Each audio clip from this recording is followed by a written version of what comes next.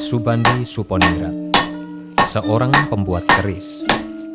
Dalam proses pembuatan sebuah keris pusaka, Subandi selalu melakukan ritual-ritual dan upacara khusus yang ditujukan agar dalam pembuatan keris pusaka tersebut dapat berjalan lancar dan dapat menghasilkan sebuah keris pusaka sesuai dengan keinginan pemesannya. Pembuatan keris atau keris sebagai pusaka tentunya adalah mempunyai tahapan-tahapan.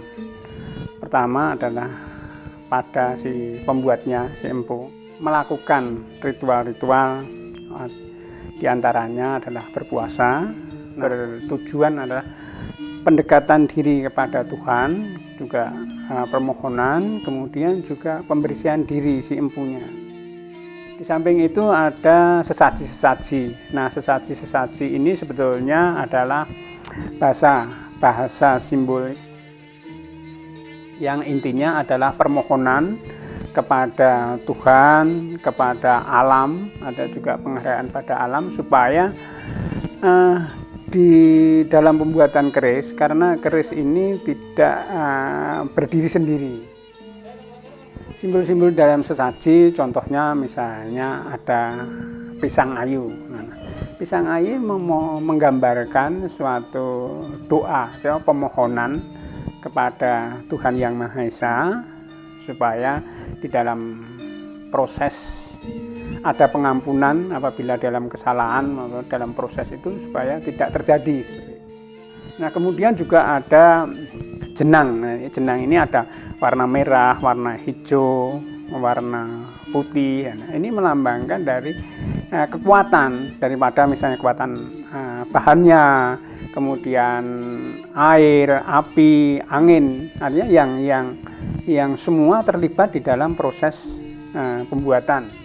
Di samping itu harus ada pemilihan bahan juga dilakukan dengan bahan yang berkualitas baik karena orientasi pembuatannya adalah sebagai pusaka yang karena pembuatan keris pusaka atau keris pada umumnya tidak bisa empu melakukan sendiri. Nah, ini juga melibatkan para pembantu yang biasanya disebut panjak. Nah, panjak ini juga diharapkan berkonsentrasi, juga berpikiran, berperilaku dalam suasana pembuatan ini juga yang konteksnya yang baik, artinya berbicara hanya pada masalah konsentrasi pada kerisnya. Nah, karena apa? Keris sebagai pusaka tidak hanya dinilai dari fisiknya.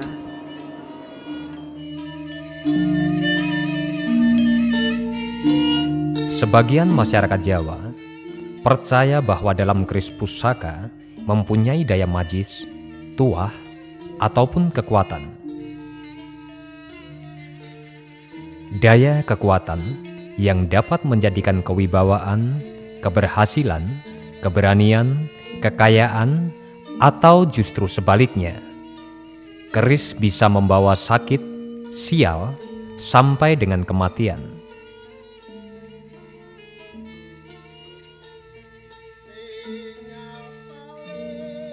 Keris merupakan cetusan daya cipta seorang empu yang diwujudkan oleh hentakan-hentakan palu di atas paron, disertai dengan rangkuman doa dan mantra yang kusyuk, sehingga terwujudlah sebilah keris yang mempunyai kekuatan magis dan berpengaruh dalam aspek kehidupan pemiliknya. Keris yang mengandung makna yang dileburkan oleh sang empu dalam bilah keris pusaka. Setiap benda di dunia diciptakan oleh Tuhan mempunyai makna dan mempunyai arti, bahkan mempunyai kekuatan tersendiri-sendiri. Keris itu diceritakan, Mas ya, oleh wewangsoning para minulya dawuh pitungkasing para winasis bahwa nadyan kuwi mung wesi nanging yasane Empu Ramayadi nalika pandhe ana sak luhuring Mega Malang ora jeneng mokal yang kinarya pirantine ya kabeh sarwa wesi pepethingan sarta rajaning wesi, wesi Purasani, wesi Mangangkang, wesi Mangambal, wesi Balitung.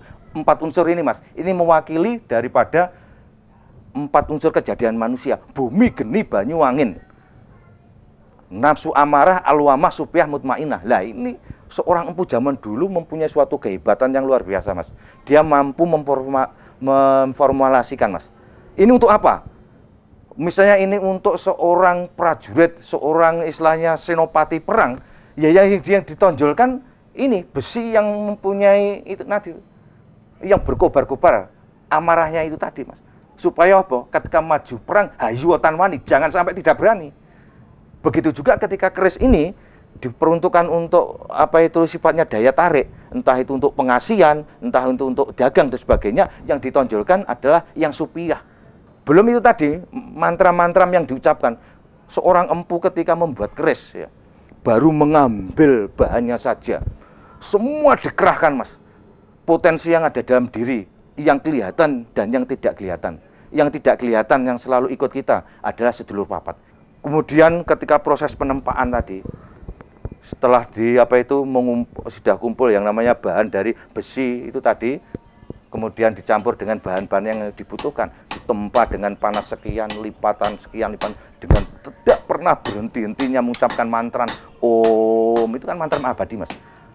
Nah ini terus mantra-mantra sakti itu masuk di tempat tertutup, belum sempat keluar gitu, sampai lipatan ratusan bahkan ribuan. Dengan ucapan itu tadi, Dang Dahana Bakni Niraweh Sara Sudarma, Dang Dahana Bakni Niraweh Sara Sudarma, yang artinya Dang Dahana Bakni Niraweh Sara Sudarma, semoga api yang berkobar-kobar ini membawa manfaat bagi pemegangnya ataupun kepada bawono seisinya.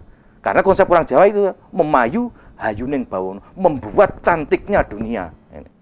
Bagaimana tidak mempunyai kekuatan yang dahsyat.